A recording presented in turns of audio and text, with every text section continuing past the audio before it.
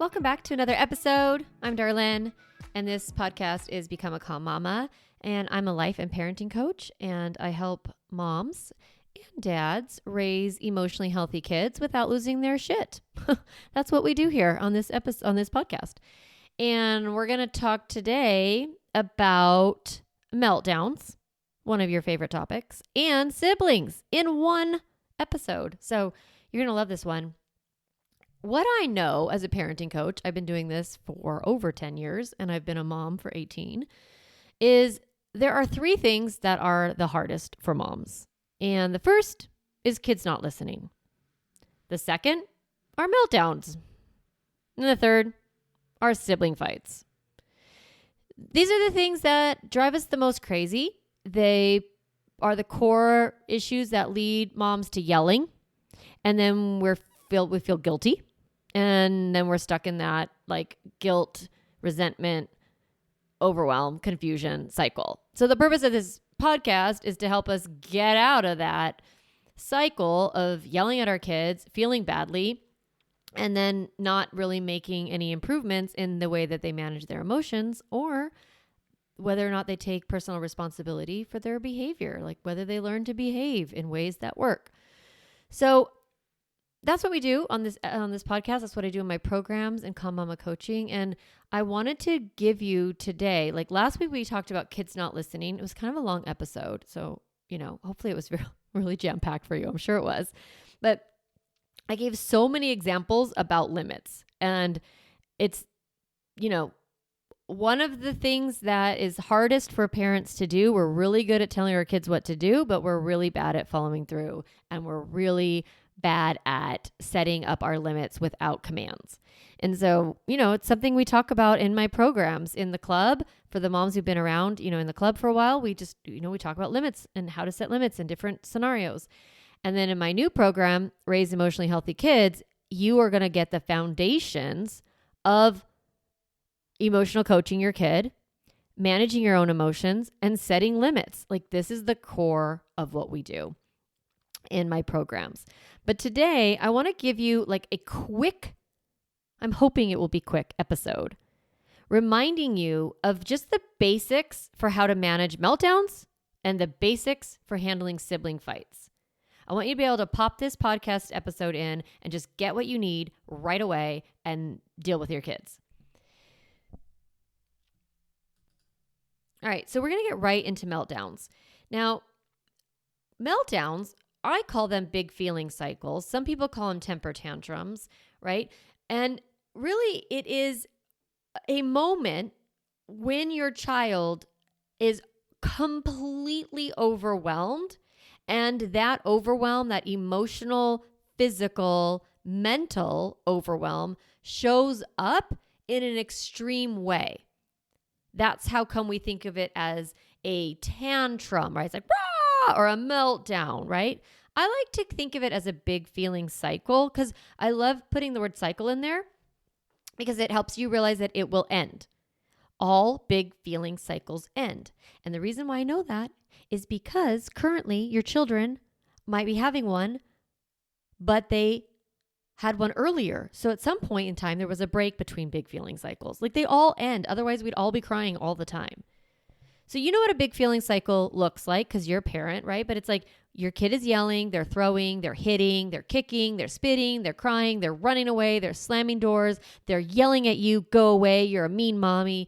They're screaming or screeching, they're name calling, they're property, like throwing stuff, property damage, like, just taking the table and like little kid table and dumping it on the ground or whatever. They might be harming themselves. Some kids bite themselves. Some kids say things like, I wish I was dead, or they, kind of internalize it, or any behavior that your kid does that feels intense or off track. That's a big feeling cycle. Okay. And most people call them meltdowns.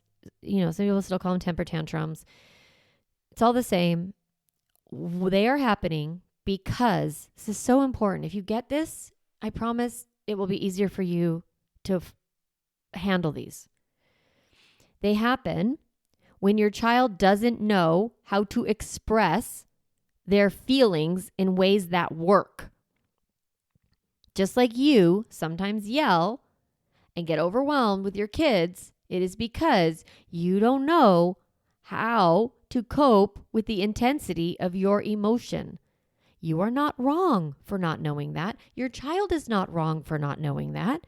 It's just a skill set that we want to develop in ourselves and our kids. So they either have this overwhelm, this overload, and they don't know how to express it. So it shows through their body. Or they don't know how to cope with whatever is happening. Like it's too much. And so they're kind of looking to show you, help me. Man, if you could look at meltdowns and think that the person, I like to say this. I like to say, this is pain talking. It gives me a perspective when I'm watching a child, or my child even, just kind of lose it, right? I'm like, oh, this is pain. This is discomfort. This is hard for them. And the more comfortable I am with my child's discomfort, the more ease I feel, the less panic I feel about it, the easier it is for me to help them through it. So how do we do it? Here's a simple script to help you move your child through a big feeling cycle using the connection tool. The connection tool is one of the most important tools I teach. I'm giving it to you free on this podcast, even though I'd love for you to join my program because I know that you need it. If you want help learning how to do it and you want to get better and better at it, sign up for Raise Emotionally Healthy Kids and get help right away. But you don't have to. You can just practice on your own. And it's this tool, the connection tool. So the first thing I like to do when my kid is having a big feeling cycle is narrate what I am seeing. So I'm going to narrate what the child is saying or the child is doing. You're screaming really loudly. You're throwing chairs on the ground. You're saying, I hate mommy. You're saying, this family sucks. You're saying, the rules in this house are lame. Okay. You are hitting your brother. Ooh, I know some of you are like, you can't just narrate that. You have to stop that. That's wrong. Yes, everyone stays safe in your house, but you can step in while narrating to them, hey, you're doing this behavior. A lot of times people, but particularly children, they don't even know what they're doing. Remember, they're not in their cognitive mind. They're in a stress response. They're acting it out. They don't even know what's happening. So you can say, I see you are doing this, or I hear you're saying this. So it's one sentence. It's an observation. Then name the emotion that might be driving that behavior. So you're like, I see you throwing chairs on the ground. I wonder if you're feeling really mad. I hear you saying you hate mommy. I wonder if you're feeling really sad. I wonder if you're feeling really scared. I wonder if you're feeling really hurt. I wonder if you're feeling really disappointed. I wonder if you're feeling really jealous. I wonder if you're feeling really overwhelmed. I wonder if you're feeling there's so many. Okay. Now in the beginning, or if you have young kids, you want to just keep it real simple. Sad, mad, glad, scared.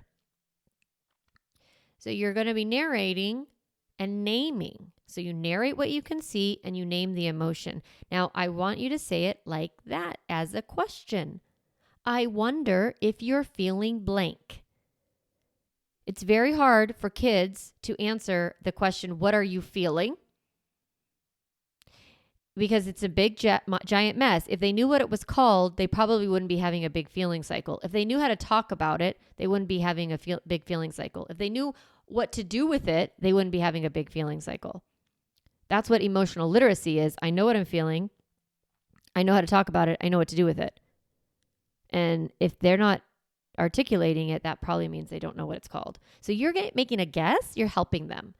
The other thing kids don't like to hear is, I wonder, or I know you're mad. I can tell you're mad. I can tell you're sad. Having someone tell you the emotion is sometimes really difficult because it's more than that. Usually it's in addition to that, there's more stuff going on, but they feel like you're pigeonholing them. That's why it's like, I wonder if you're angry. Yes, I'm angry. Oh, wow. Yeah. And you're showing me you're angry by throwing things. Okay. I heard you. I see you. I see you are angry. Yeah. Your anger makes sense. Of course you're mad at mommy. Mommy said no cookies. Yes, that's fine. Or like older kids. Yeah, you probably are angry. You were looking forward to having the iPad and now you don't. Of course you're angry. Older kids. Yeah.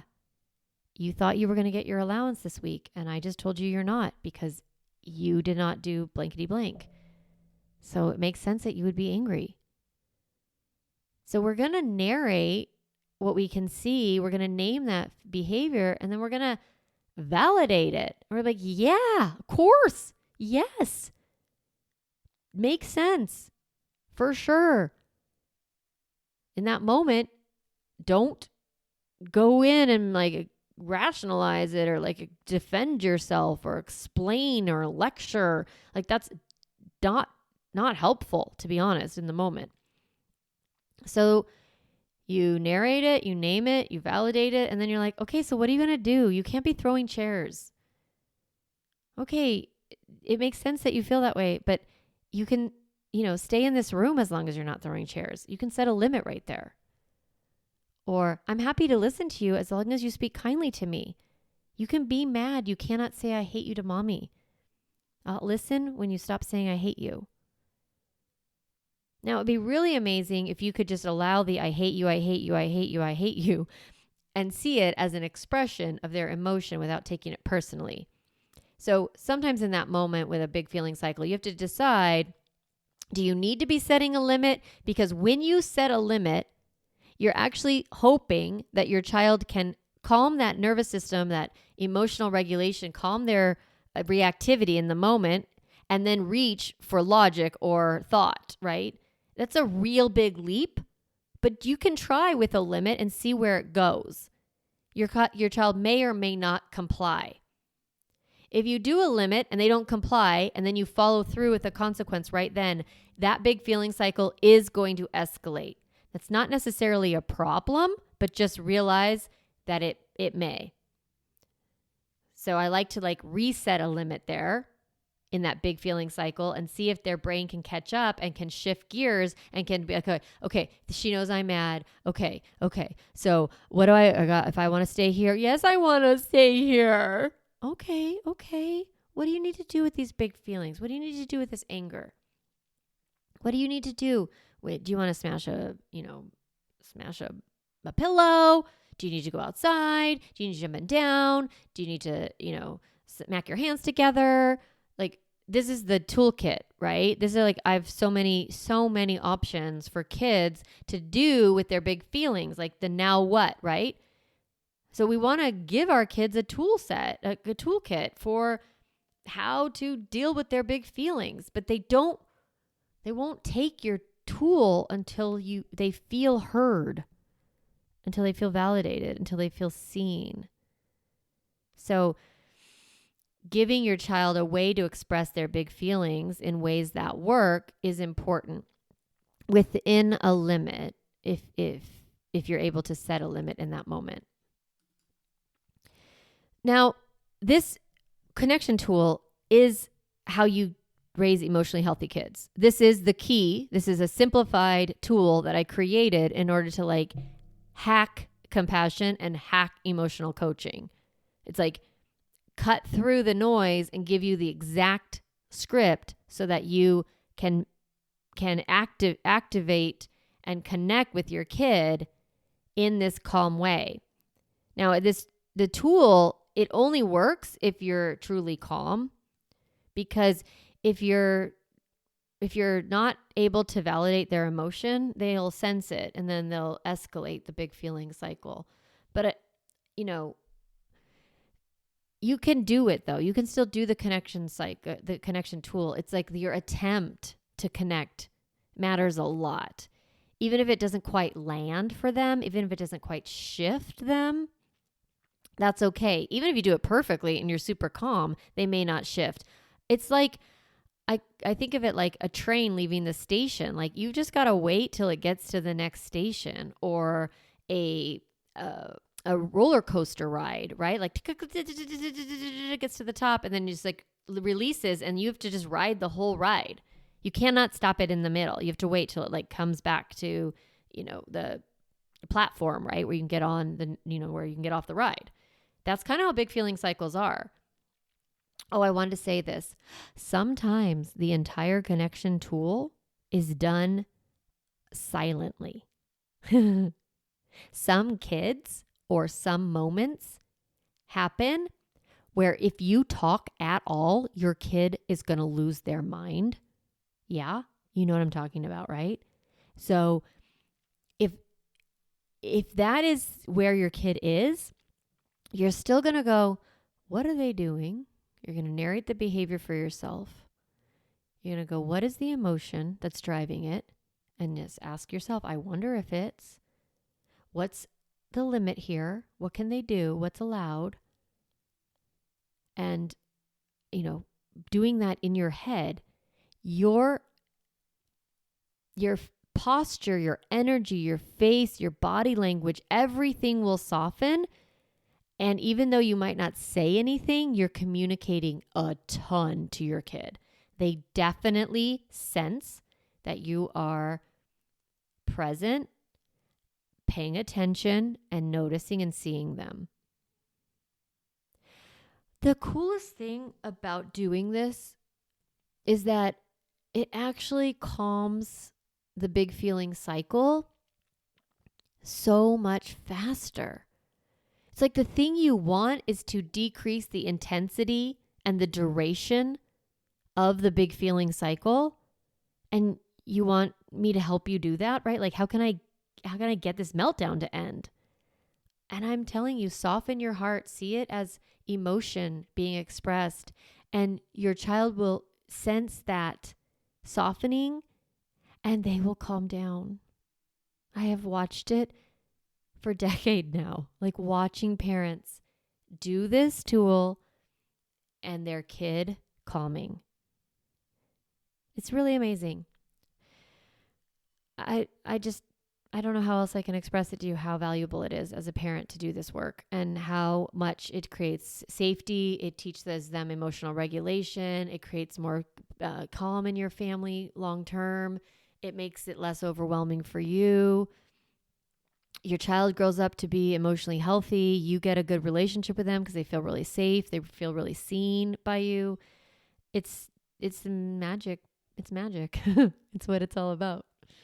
So now I want to talk about siblings because the thing that is so difficult about siblings is that in a moment, lots of times, both of your kids are, or 3 or 4 or 5, are having big feeling cycles at the same time.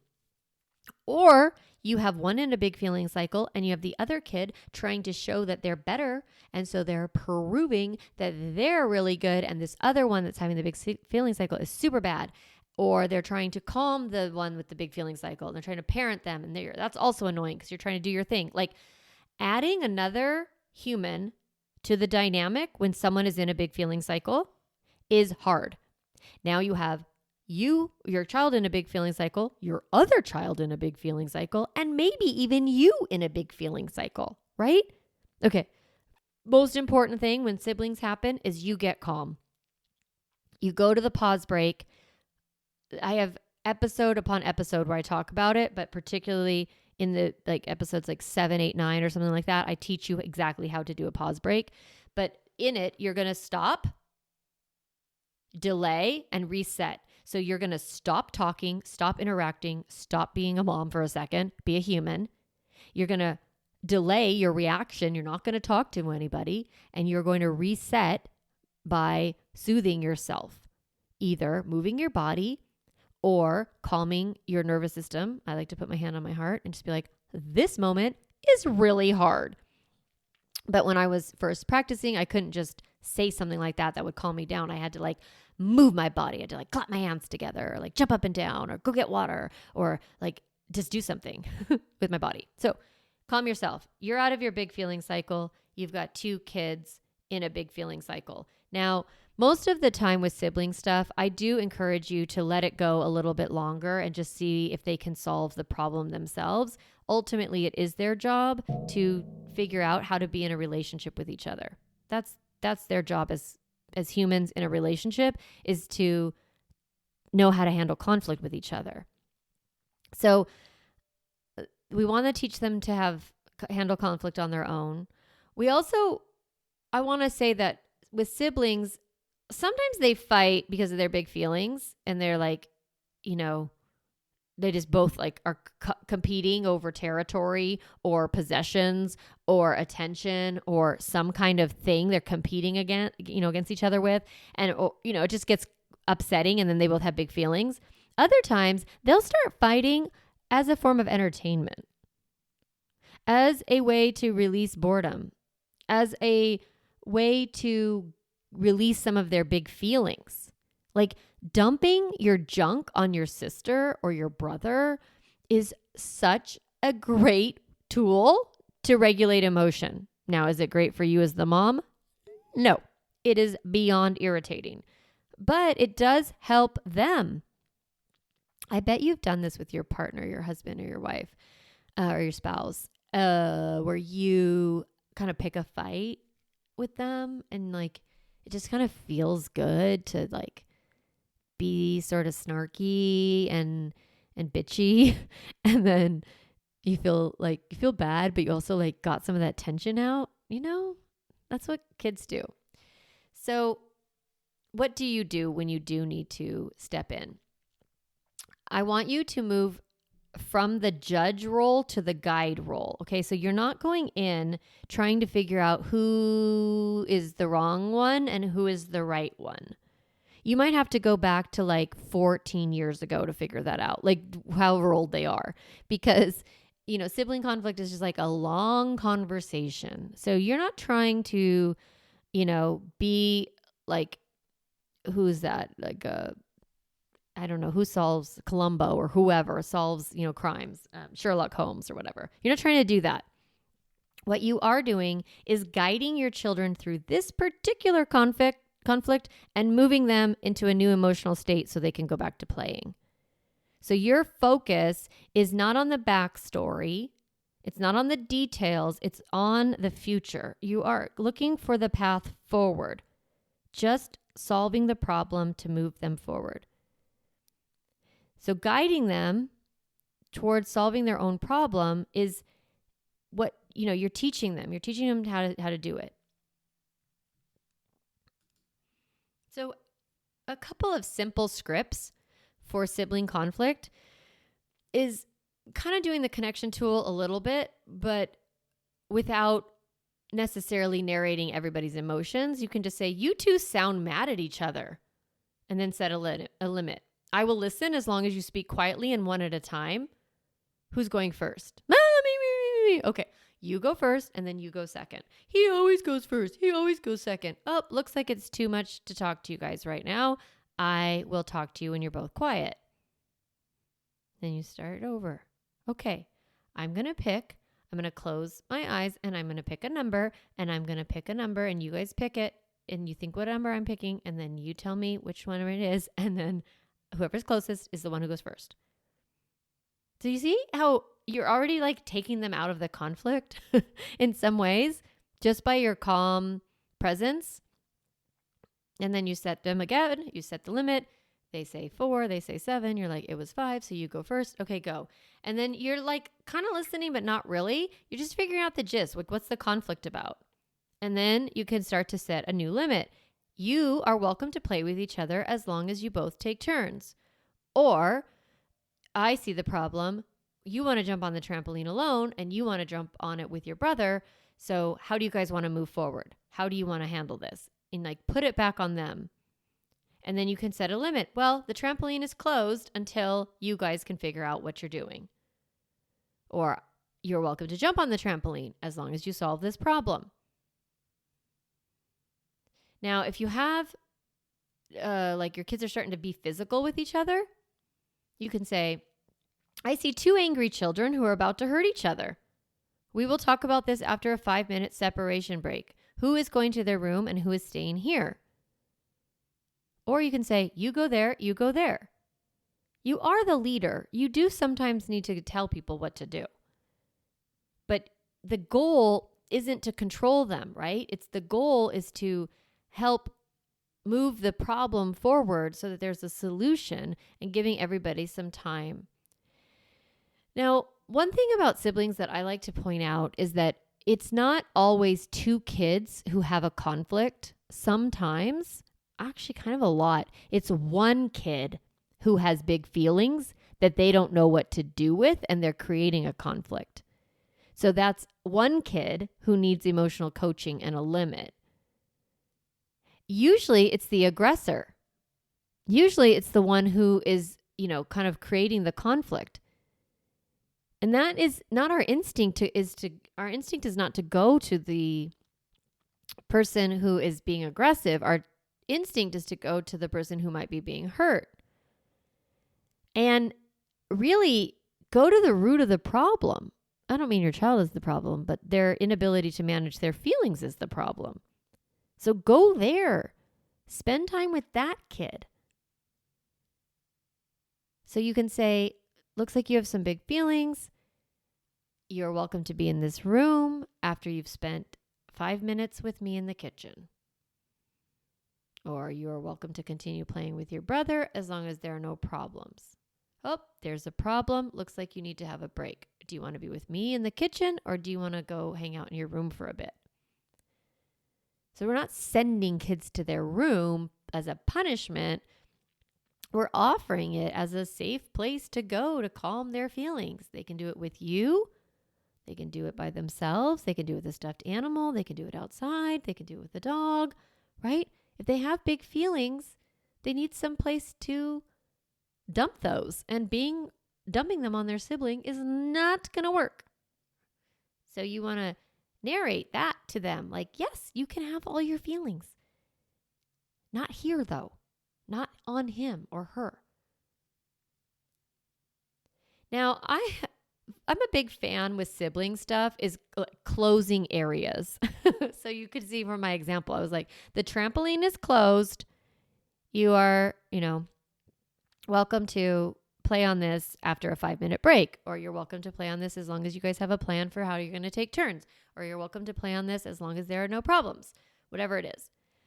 It's funny because I was just at Disneyland and I was in line for the Matterhorn, and the line, it broke.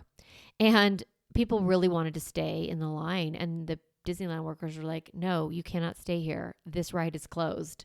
Go find something else to do. And they were right, because if we stayed standing in line, we'd get angry. Like, when is it going to open? When's it going to open? It's like, sometimes you need people to close things, and you need guidance. And that's what you are as the parent. So you can just say, this room or this area is closed. You can come play here once I'm not worried about your arguing and yelling. So that could be the bathroom. That could be where you are. That could be the play area. That could be the car. That could be the playground. Now, of course, there is some level of compliance that you need. You need your kids to, not like break the door down and, argue and like scream at you and hit you. They might. That's big feelings. Just be like, whoa, you're real mad that I closed that door. Yeah, you are screaming at me. Are you really, really mad at me? Yes. And you are just yelling really loudly. Yeah. Whew. Big, big feelings. Now, when I am modeling how to sound, it has to be genuine. I like to match affect, like the tone or the energy behind the person who is their age or the level of intensity. It's called attunement when you do this well, but it also can sound like mocking if you are not calm. So just do it as it sounds natural to you. And when you have a limit and you have to follow up on it, a lot of times big feeling cycles happen. They're temporary, they're shorter, especially if you just are like, yes, it is okay to be angry with my rule.